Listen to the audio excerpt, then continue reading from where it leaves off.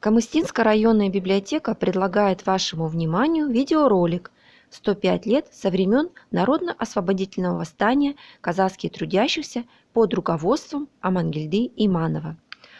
Амангельды Иманов – талантливый организатор и руководитель борьбы казахского народа за свое национальное освобождение, за установление и упрочение советской власти в Тургайских степях. Родился 3 апреля 1873 года в семье скотовода. Амангельды рано остался сиротой. Началась бесправное полное унижение и полуголодного существования жизнь батрака-пастуха.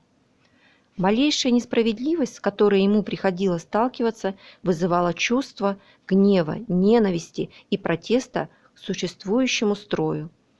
В 1916 году Амангельды Иманов возглавил восстание трудящихся казахов Тургайского, Кустанайского, Актюбинского и Иргизского уездов против царизма, объединив значительную часть отрядов этих уездов. Поводом, толкнувшим народ на выступление, послужил объявленный 25 июня 1916 года царский указ о реквизиции коренного мужского населения Средней Азии и Казахстана на военно-тыловые работы. Эти противозаконные действия вызывали справедливое недогование трудящихся. Вспыхнувшие волнения вылились в национально-освободительное восстание. Восстание в целом в Казахстане к концу 1916 года потерпело поражение, но в Тургайской области борьба под руководством Амангельды Иманова продолжалась и в 1917 году слилась с февральской буржуазно-демократической революцией. «Вижу прошлое наших степей, лейся, песня, как чистый ручей, пусть звенит в твоей ясной струе слава тех героических дней. Эту песню, Амангельды, принимай вместе дружбы моей.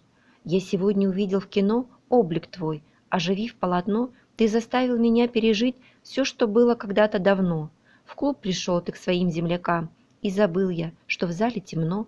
Я к отрядам твоим боевым вновь примкнул, стал опять молодым, сел, как прежде, легко на коня, по степям закружился седым, рокот боя, привал у реки, над кострами взлетающий дым.